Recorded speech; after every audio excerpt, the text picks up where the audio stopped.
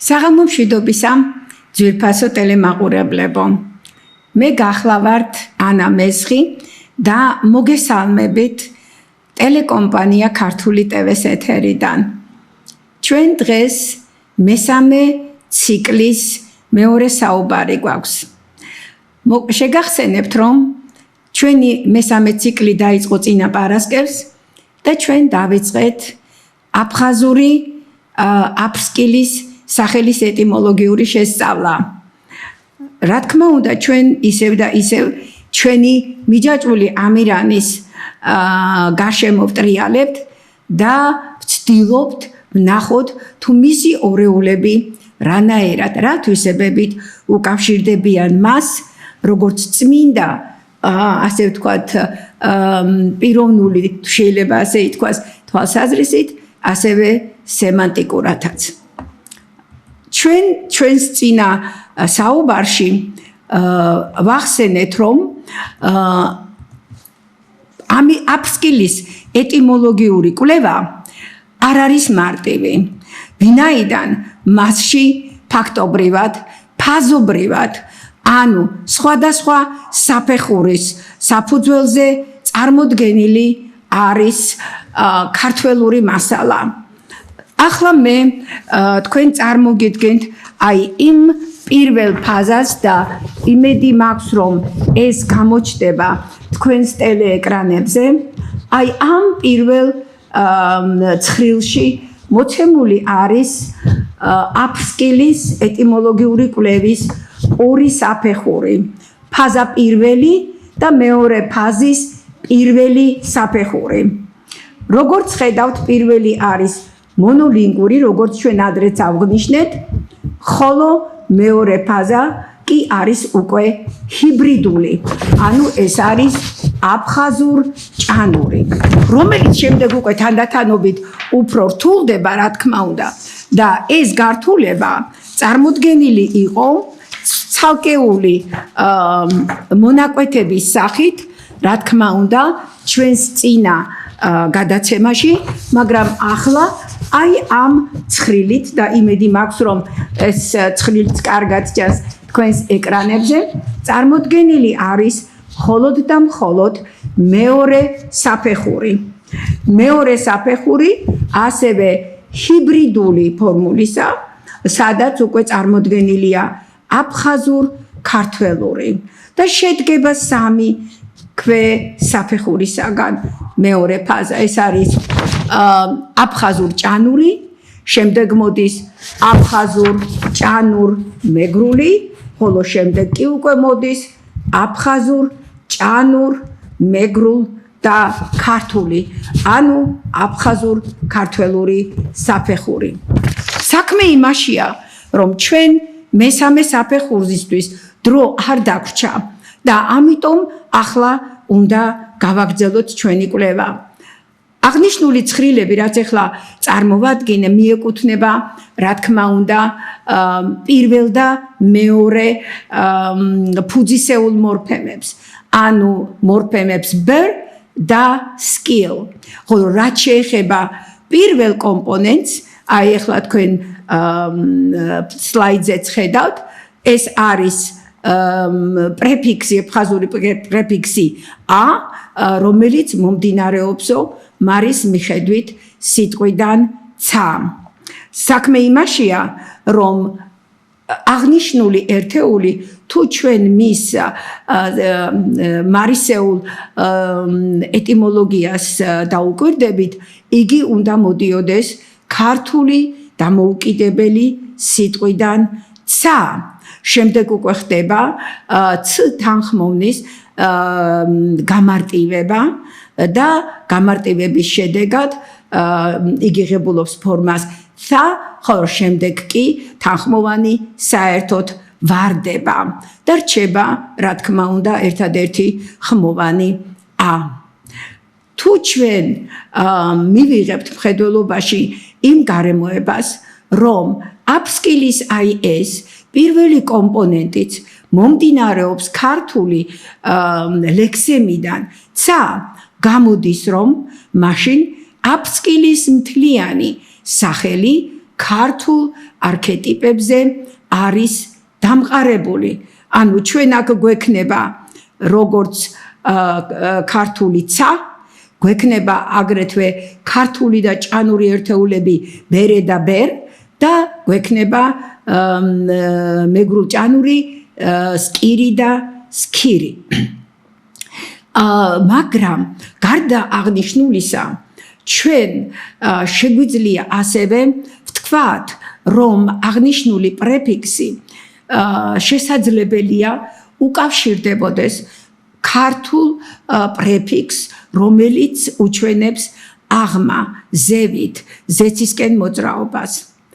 ეს პრეფიქსი ზმნური პრეფიქსია, ჩვენ მას ხედავთ ხოლმე ისეთ ფორმებში, როგორიც არის ახტა, მაგალითად, ავიდა და ასე შემდეგ, მომდინარეობს ძველი ქართული აღ ფორმიდან, სადაც ღ დაიკარგა, მაგრამ მთავარი ის არის, რომ აღნიშნული პრეფიქსი ქართული გრამატიკის მიხედვით და კერძოდ კი სიტყვათ წარმოების მიხედვით შეუძლებელია, რომ უერთდებოდეს არსებით სახელს. ამ შემთხვევაში კი, ანუ აფსკილის შემთხვევაში და ნებისმიერ ვარიანტში ჩვენ ბერ წარმოდგენილი გვექნება ბერე ჭანური სიტყვით თუ ქართული ბერით, არა აქვს მნიშვნელობა. ჩვენ გვაქვს არსებითი სახელი და არსებით სახელთან ზმნური პრეფიქსი, რა თქმა უნდა, არ უნდა ფიგურირებდეს. ამ კონტექსტში ჩვენ უნდა გავიხსენოთ ერთი რამ. როგორც წინა საუბარშიც ვაჩვენეთ, აფსკილი არ წარმოადგენს ჩვეულებრივ ნომინაციურ ერთეულს. იგი არის კოდური ერთეული. ხოლო როდესაც კოდი დგება ხელოვნურად, დგება გარკვეული მიზანმიმართულობით. აქედან გამომდინარე, იმ კოდის შემქმნელმა რა გარკვეული ელემენტები გამოიყენა კოდის შესაქმნელად, ჩვენ ამას უბრალოდ უნდა როგორ ვთქვა, ჩვენ ეს უნდა მივხვდეთ. ჩვენ ამ მნიშვნელობამდე თვითონ ანალიზმა უნდა მიგვიყვანოს. ამიტომ თუ ჩვენ ვიცით, რომ მამა ზეციერისა და შვილის ზეციერი შვილის აღდგომა არის ნაკარნახევი და მოდით იმასაც ვიტყვით, რომ ამირანთან დაკავშირებითაც ჩვენი რწმენის მიხედვით აუცილებლად უნდა მოხდეს სასჯელიდან განთავისუფლება. ანუ ისიც გადატანით იმ მნიშვნელობით, რომ ვთქვათ, ისიც მკვდრეთით უნდა აღდგეს, მაშინ გამოდის, რომ ის, ვინც ამ კოდს ქმნიდა, მხედველობაში იღებდა არა ქართული გრამატიკის და ამ შემთხვევაში სიტყვათ წარმოების წესებს, არამედ იგი ხელმძღვანელობდა იმ გარკვეული მიზნით, იმ დებულებით, რომლის მიხედვითაც უნდა ქართველი კაცი, ქართველი ამირანი, მიჯაჭვული ამირანი და ქართველური ენები აუცილებლად უნდა აღმდგარიყვნენ. აქედან გამომდინარე, აი ამ ქართული პრეფიქსის ამოკითხვა სახელში აფსკილი ძალიან მნიშვნელოვანია, იმიტომ რომ იგი სინამდვილეში წარმოადგენს პროცესში მყოფ, აღდგომის პროცესში მყოფი ზეციერი მამა შვილის მდგომარეობას. თვითონ ეს ფაქტი, ანუ რაზედაც ჩვენ ახლა ვისაუბრეთ, ეს ესქატოლოგიური დებულება, რა თქმა უნდა ძალიან მნიშვნელოვანია იმის გამო, რომ ასეთი ინფორმაციის ჩადება ერთ სახელში ნიშნავს იმას, რომ ის, ვინც ამ კოდს ქმნიდა, მისთვის სრულიად ნათელი იყო ის ენობრივი, კულტუროლოგიური, სულიერი, რელიგიური და ასე შემდეგ ისტორიული ვითარება და ინფორმაცია, რომლის ნაწილი ჩვენთვის ცნობილია, მაგრამ ნაწილი ჩვენთვის ცნობილი შეიძლება სულაც არ იყოს და დაფარული რომ არის, იმიტომ არის იგი ჩაკეტილი ასე კოდური სისტემებით. მაშასე ჩვენ უნდა შევთანხმდეთ იმაზე, რომ ა პრეფიქსი, რომელიც ფიგურირებს სახელში აფსკილი, იგი არა მხოლოდ ცის ეტიმოლოგიას უკავშირდება, არამედ აღდგომის ეტიმოლოგიასაც უკავშირდება და ამ შემთხვევაში იგი განასახიერებს ზეცად აღდგომის, ანუ მაღლასვლის ფორმულას. კიდევ ერთხელ ვიტყვი, რომ ეს ძალიან მნიშვნელოვანია. აქედან გამომდინარე, ჩვენ ვღებულობთ ძალიან საინტერესო სისტემას და ეს სისტემა უკვე მთლიანად ქართულია და მე ახლა მსურს, რომ თქვენ გაჩვენოთ აი ეს სქემა. და კიდევ ერთხელ ვიმედოვნებ, რომ კარგად უნდა ჩანდეს, თუმცა ეს შედარებით უფრო წვრილი შრიფტით არის გაკეთებული, იმის გამო, რომ A4-ის ფურცელზე არ ეტევა ის ეტიმოლოგიური ფორმულა, ცხრილის წიაღსვლა, აი ამ აბსკილის სახელის სიღრმებისა ერთ ფურცელზე, მისთვის საჭირო არის გაცილებით ალბათ უფრო დიდი, ასე ვთქვათ, წარმოსადგენი დაფა თუ რაღაცა იმისათვის, რომ ჩვენ ძალიან კარგად აღვიქვათ აბსკილის სახელის სიღრმეები. აი აქ ახლა თქვენ ხედავთ სწორედ ამ ფაზებს. ჩვენ აქ გვაქვს პირველი ფაზაც, რომელიც როგორც უკვე აღვნიშნეთ, მონოლინგვურით, ანუ მარტო აფხაზურით იშიფრებოდა. შემდეგ მოდიოდა ჰიბრიდული ფაზა, მეორე ფაზა, რომელშიც უკვე სამი განსხვავებული საფეხური იყო წარმოდგენილი და შემდეგ ჩვენ მივდივართ სრულიად განსხვავებულ ფენომენთან, როდესაც ყველა ერთეული აბსკილისა წარმოდგენილი არის ქართველური სიტყვებით. ანუ ჩვენ მივდივართ ისევ მონოლინგვურ ფორმულასთან. რა მივიღეთ? და ეს მონოლინგვური ფორმულა არის ქართული, ხო? და რა მივიღეთ?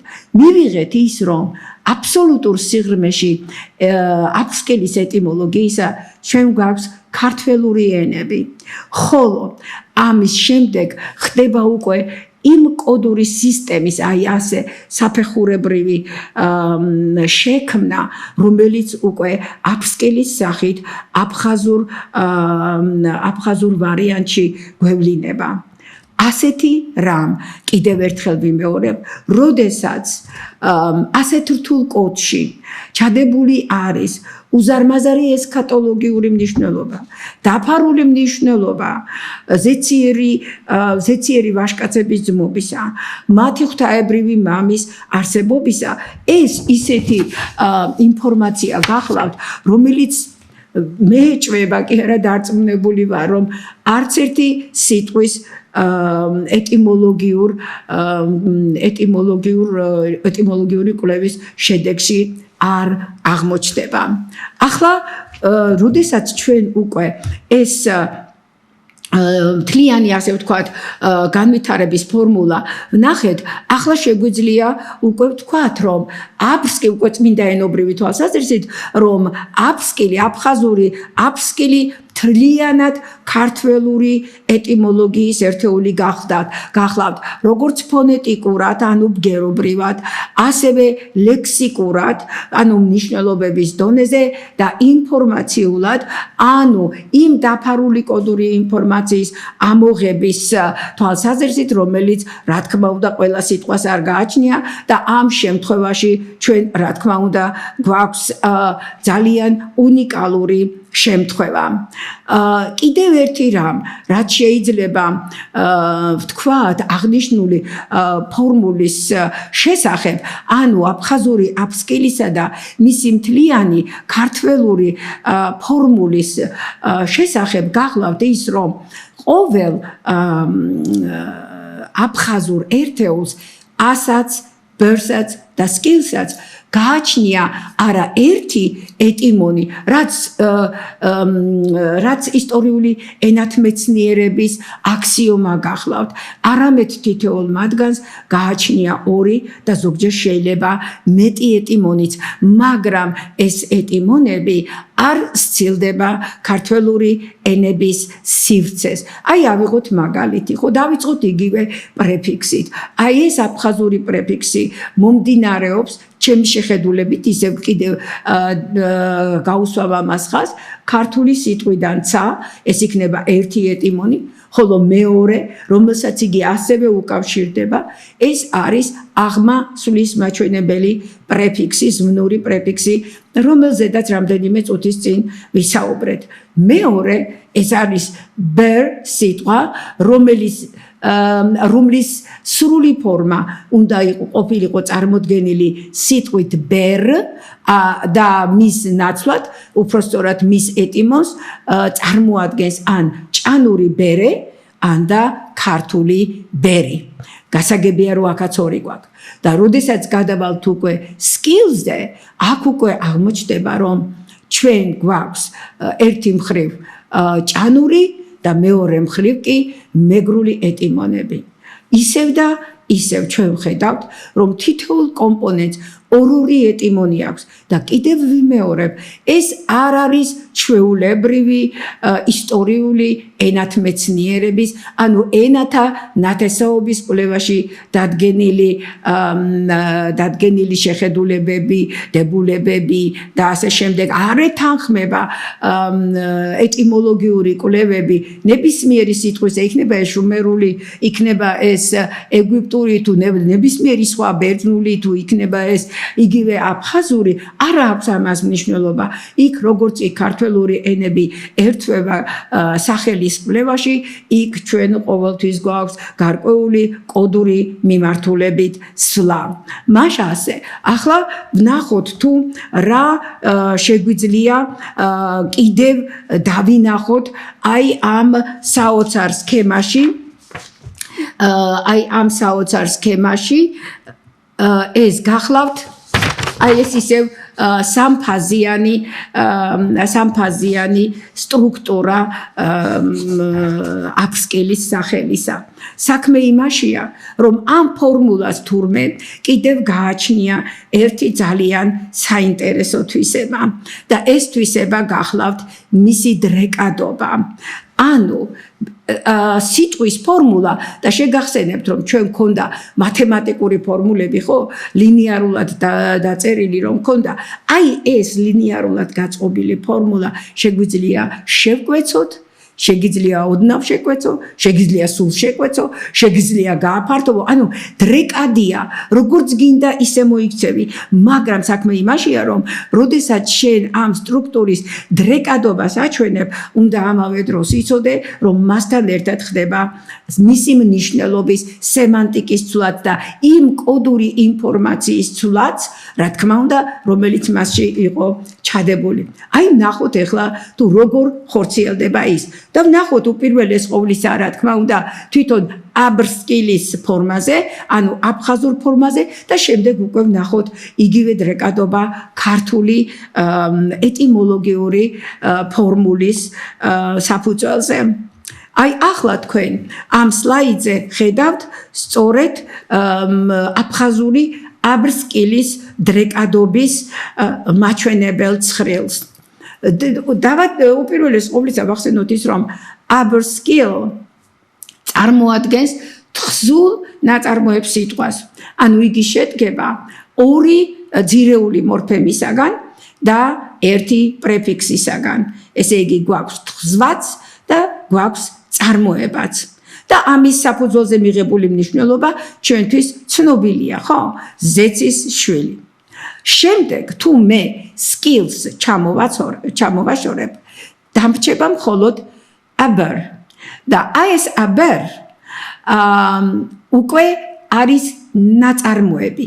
ანუ იგი გამარტივდა საკმაოდ თხზული ნაწარმოებიდან, გახდა უბრალოდ ნაწარმოების სიტყვა ან და სახელი, რომელიც შედგება პრეფიქსისა და ძირეული მორფემისაგან. სტრუქტურის გამარტივებასთან ერთად, რა თქმა უნდა, მარტივდება ის ინფორმაციაც, კოდური ინფორმაციაც, რომელიც მასში ჩადებული იყო და ამ შემთხვევაში აფხაზური ძის, აფხაზური ვაშკაცის კომპონენტი მთლიანად ამოვარდება და გვჭება მხოლოდ და მხოლოდ ცის ელემენტი, რომელიც არის ber და რომელიც შეიძლება ასევე გაორმაგებული იყოს პრეფიქსით a, ვიმეორებ თუ იგი ციდან მომდინარეობს. და შემდეგ, რადგანაც მივყვებით მარჯვნიდან მარცხნივ, ესე იგი, უნდა მოვაშოროთ აბერს, უნდა მოვაშოროთ ერთეული ბერ და ჩვენ დაგვრჩება პრეფიქსი ა. თანამედროვე აფხაზურის დონეზე ეს იქნება უბრალოდ პრეფიქსი, მას ანუ იგი არის სტრუქტურული ელემენტი, მას ცაც მოშორდება. ერთადერთი შემთხვევა, როდესაც მან შეიძლება ისევ ცაზე მიუთითოს, ეს მისი ეტიმოლოგია გახლავთ. ანუ ჩვენ თუ აქამდე ჩამოვედით, აღმოჩნდება, რომ აფსკილის აფხაზური ფორმულა სახელისა დადის სემანტიკური თვალსაზრისით ნულამდე და არა მხოლოდ სემანტიკური თვალსაზრისით, პრაქტიკულად სტრუქტურულადაც, იმიტომ რომ ჩვენ სტრუქტურულ ერთეულამდე ჩამოვედით. ეს რაც შეეხება აფხაზური აბსკილის დრეკადობას. ახლა მოდით ვნახოთ, რა ხდება ქართულ არქეტიპულ ფორმულაში. აი ახლა თქვენ ამ სლაიდზე ხედავთ სწორედ აფსკილის ქართველურ არქეტიპულ ფორმულას. იგი შედგება 5 ერთეულისაგან. ამ 5 ერთეულიდან დავიწყოთ ახლა ისევ თანმიმდევრობით მარჯვნიდან მარცხნივ ერთეულების ჩამოშორება. მაგრამ აღვნიშნოთ უპირველეს ყოვლისა, თუ როგორი სახელი არის იგი. ესეც არის, რა თქმა უნდა, თხზული ნაწარმოების სახელი, იმიტომ რომ ჩვენ აქაც გვაქვს პრეფიქსი ა და გვაქვს 4 ძირეული მორფემა. თუ მე ჩამოვაშორე ბოლო ერთეულის ქირი, რომელიც მეგრულის ნაცვლად და ჭანურის სკირის ერთ-ერთ ვარიანტად დგას, ამ შემთხვევაში აღმოჩნდება, რომ უბრალოდ მეგრულს თუ ჩამოვაშორებთ, აღმოჩნდება, რომ ა ბერი ბერე სკირი არ იცვლება. მოშორდა მხოლოდ მეგრული კომპონენტი, მაგრამ ქართველური კომპონენტი მაინც შენარჩუნებულია. ანუ ეს მეგრული ერთეულის ქირი გინდა წაგიღია ბოდიში ამ სიტყვას და გინდა არ წაგიღია ქართველურ სისტემას ეს ვერ ანგრევს. ახლა გადავიდეთ შემდეგზე. მოვაშოროთ ეს ჭანურის ქირიც. ხო? და ამ შემთხვევაში მესამე ხაზზე უკვე ჩვენ ხედავთ, რომ გვჭება სკირი. მართალია ეს 2 ვარიანტი მოშორდა, მაგრამ სკირი მაინც დარჩენილია იქ, ხო სწორია. და თუ სკირი იქ დარჩენილია, აქედან გამომდინარე, აი ესევ და ისევ, ის ქართველური ფენომენი სახელში ისევ ფიგურირებს. ანუ სხვანაირად რომ თქვა, იცით, შეიძლება აი ანგრევ თითქოს, ანგრევ აპატარავებ, არ პატარავდება. მაინც იგივე მთლიანობას ინარჩუნებს. მოდით ჩამოვაშოროთ ახლა ეს ბოლო ერთეულიც სკირი, ჭანური სკირი და ამ შემთხვევაში ჩვენ რა გვჭება? ჭანური კიდევ რჩება იქ, ეს არის ბერე, რომელიც ისევ და ისევ შვილზე მიუთითებს და მაქვს ა ბერი ბერე. და ეს ა ბერი ბერე სემანტიკურად ფაქტობრივად იგრივეს ლაპარაკობს. ანუ სტრუქტურულად მართალია კი შემცირდა, მაგრამ ამ ბერემ თავის თავში უკვე მთელი ძის, ასე ვთქვათ, იმ მეგრულისას და ჭანურის ძის, ხო, მნიშვნელობა, შვილის მნიშვნელობა, ვაჟის მნიშვნელობა მთლიანად თავის თავზე აიღო.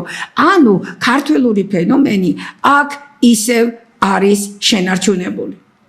იმისათვის რომ შვილის კომპონენტი თუ შეიძლება ასე ითქვას, მთლიანად ჩამოვაშოროთ ამ ქართველურ არქეტიპულ ფორმულას, მაშინ ჭანური ბერეც უნდა მოვაშოროთ.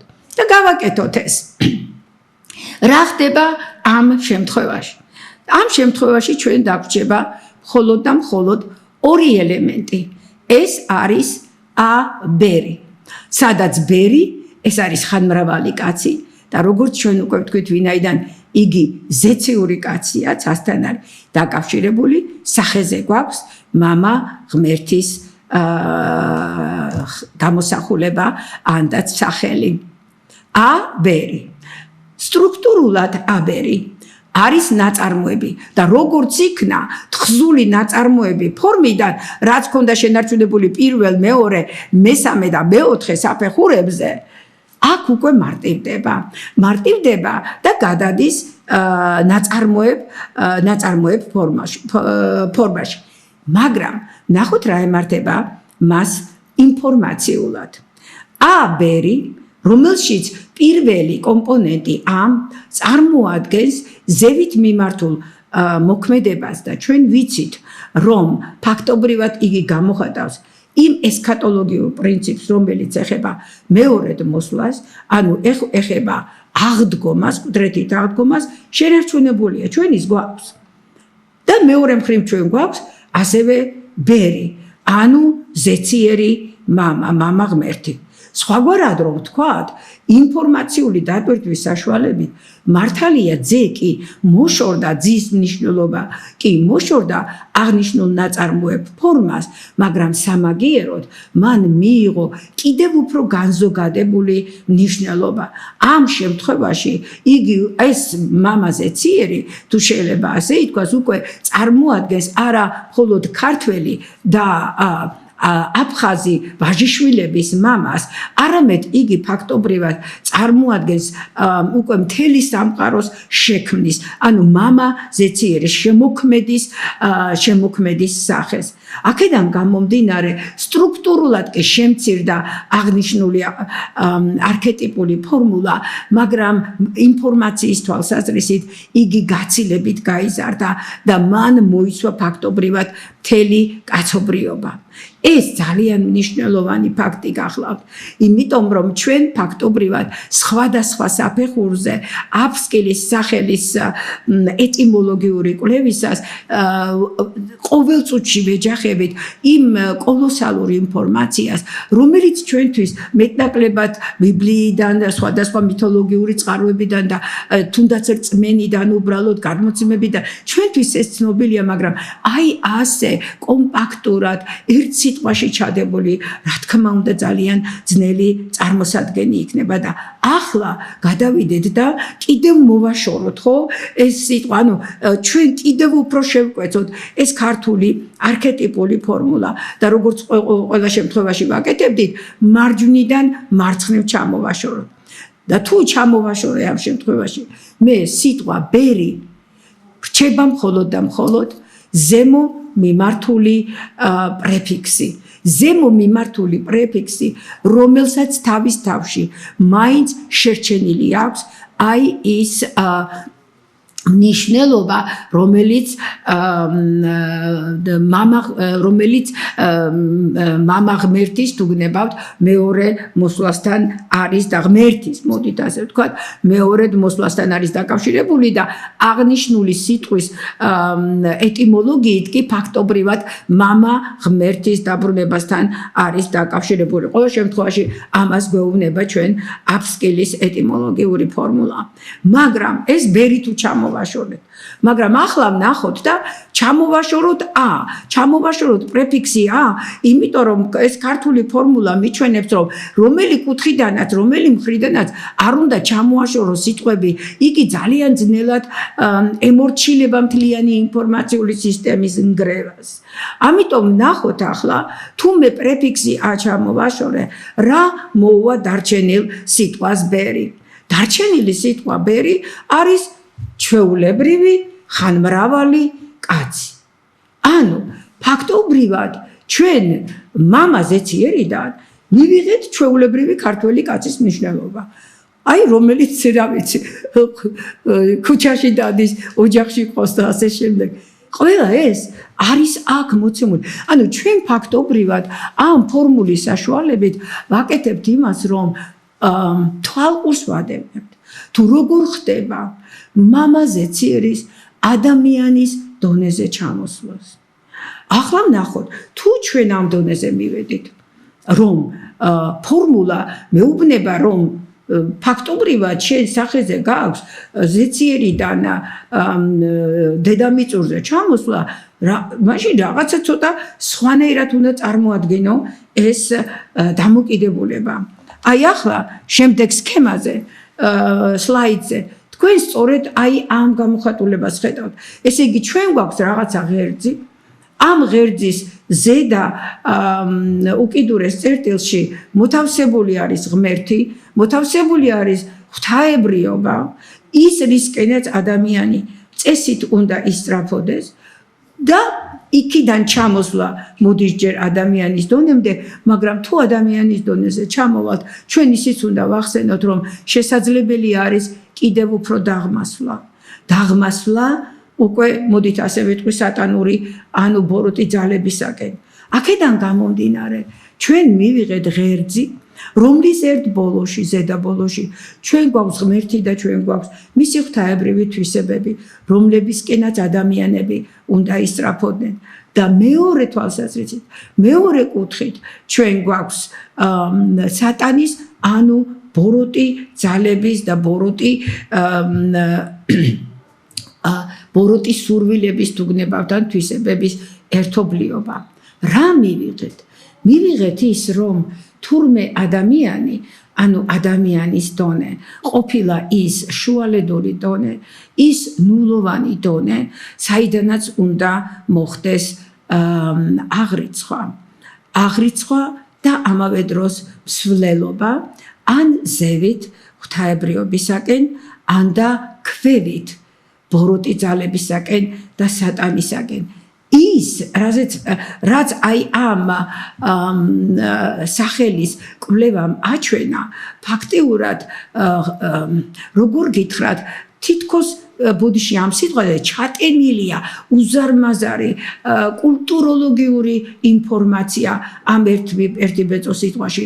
უბრალოდ ჩვენ უნდა გავაკეთოთ, ჩვენ უნდა უბრალოდ მივყვეთ აღნიშნული სიტყვის მიერ ნაჩვენებ გზას, თუ როგორ უნდა მოვახდინოთ მისი დეკოდირება. აქედან გამომდინარე, ქართული ფორმულის უკანასკნელი ორი ელემენტი ინფორმაციულად დაცლილი კი არ არის, როგორც ეს იყო მაგალითად აფსკილის შემთხვევაში, არამედ ორივე კომპონენტი ინარჩუნებს თავის ინფორმაციულობას და ეს ინფორმაციულობა კიდევ უფრო დიდია, იმიტომ რომ თუ გავიხსენებთ აი ამ წინდებულ ას, ხო ზმნის წინი ა რომ გვაქვს, იქ საერთოდ ესქატოლოგიურ პრინციპზე მიდის ლაპარაკი, რომელიც ყველასთვის, ყველა რელიგიური რწმენისთვის შეიძლება იყოს გამართლებული, ხოლო მეორე შემთხვევაში, როდესაც უკვე ადამიანზე მიდის საუბარი, ჩვეულებრივ ადამიანზე, რომელსაც აქვს ორი არჩევანი, ერთი არის ღვთაებრიობისაკენ, სიკეთისაკენ სწრაფვა, ხოლო მეორე კი არის ბოროტება და ბოროტებისაკენ სწრაფვა. აი ეს არჩევანი ყველა ადამიანს აქვს და ბუნებრივია, რომ ჩვენი არჩევანი, ყველას არჩევანი, რა თქმა უნდა, სწორედაც რომ უნდა იყოს ზევით აღმა ღვთაებრივი თვისებების კესვლა და ამ თვისებების შეთვისება. მოდით ახლა ვცადოთ და აი ეს აფსკილის ფორმულა, ჩვენ ესე იგი დრეკადობის მიხედვით ხო გადმიხილეთ ეს.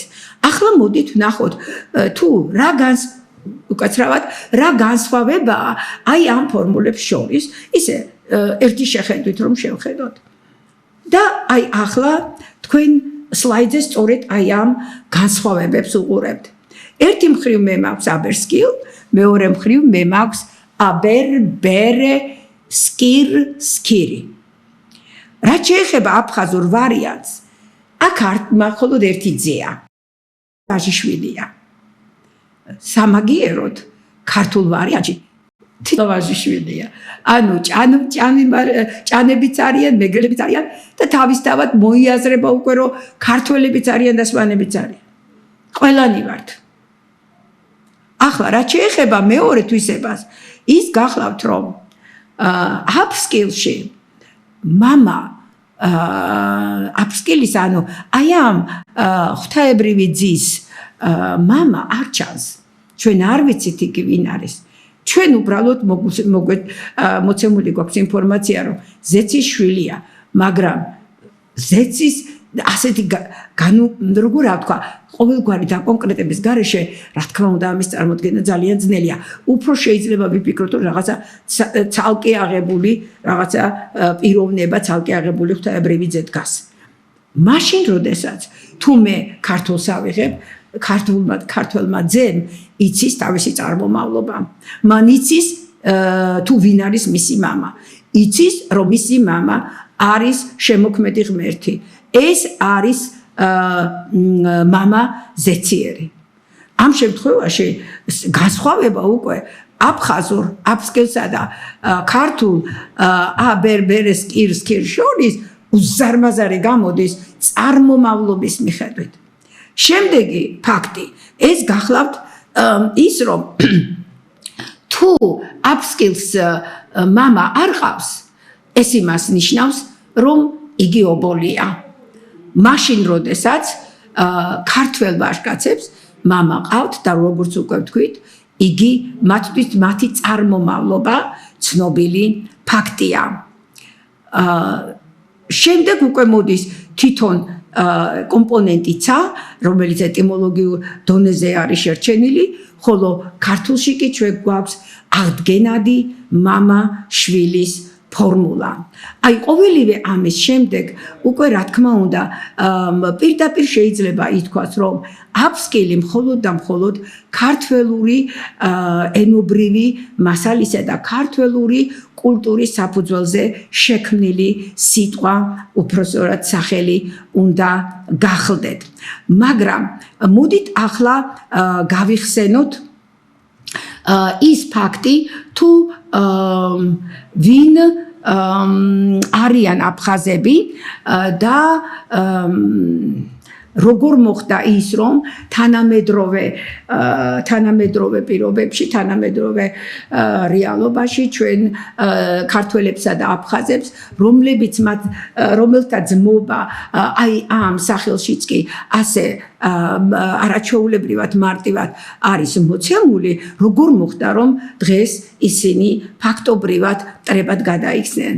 აქ მე ახლა მსურს წავიკითხო ძალიან მცირე ამონარიდი ნაშრომიდან საქართველოს ისტორიის ნარკვევები რომელიც აფხაზეთს ეძღვნება.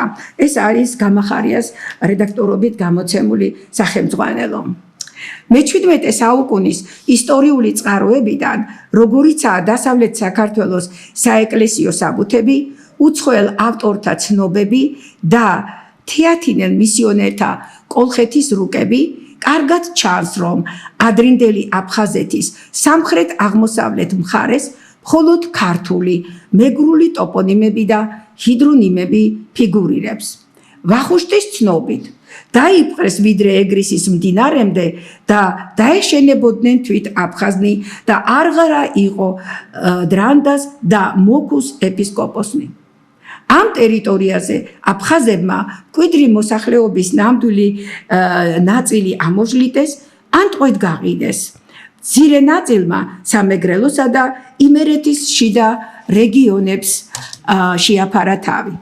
განსაკუთრებული სისასტიკით გაანადგურეს თავადაზნაურობა, როგორც ოდიშის მთავრის ძირითადი დასაყრდენი. და შემდეგ მე-17 საუკუნის აფხაზები თავისთავადი ხალხია, პრიმიტიული ყოფით და წარმარტული რელიგიით და ეს მაშინ, როდესაც ადრეულ შუა საუკუნეებში აფხაზეთი იყო ეკონომიურად განვითარებული და კულტურულად დაწინაურებული ქვეყანა, საიდანაც ქრისტიანობა დასავლეთ კავკასიაში ვრცელდებოდა. როგორც ვხედავთ, აფსუების ჩამოსახლება და ჩამოსვლა სამეგრელოს ტერიტორიაზე სულ რამოდენიმე საუკუნეს ითვლის და ამ დროის განმავლობაში ეს ადამიანები, რომლებიც დაკავებულნი იყვნენ ქართველების ჟლეტითა და მათი გაყიდვით, რა თქმა უნდა, მათ იმისი დრო არ ექნებოდათ, რომ შეექმნათ თავისი საკუთარი ფოლკლორული სისტემა და ყოლოდათ თავისი გმირი. მათ ეს, რა თქმა უნდა, სუბსტრატული ანუ ავტოქთონური ქართველური მოსახლეობიდან შეითვისეს და თავისი და სუბსტრატის გმირის მითოლოგიის გმირიც თავის საკუთარ გმირად დასახეს.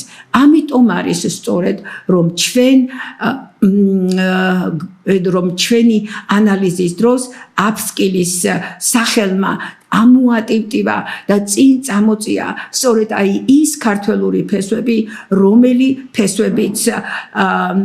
ფესვებიც რეალობაში აფხაზეთს და ისტორიულადაც აფხაზებს გააჩნდათ ქართველებთან. ამიტომ აქედან გამომდინარე ერთადერთი საშუალება იმისათვის, რომ დღევანდელი ობოლი აფხაზი არ დარჩეს ობოლად და მან თავისი წარმომავლობა დაიბრუნოს, ერთადერთი შესაძლებლობა არსებობს. ეს გახლავთ ის, რომ მან უნდა აღიაროს თავისი მამის ქართველური წარმომავლობა და უნდა დაუბრუნდეს თავის ძველ ოჯახს. ძვირფასო მეგობრებო, მე ამით დავამთავრებ ჩემს დღევანდელ საუბარს, მიუხედავად იმისა, რომ მქონდა კიდევ რაღაც გარკვეული საკითხები, რომლებზედაც მინდოდა ყურადღება გამემახვილებინა, მაგრამ ამჯერად მოდით დავყაბულდეთ იმას, რაც ჩვენ უკვე განვიხილეთ. მინდა ყოველივე საუკეთესო გისურვოთ ამ ახალ წელს ისევ და ისევ და დაგემშვიდობებით შემდეგ შეხვედრამდე. კარგად ბრძანდებოდეთ.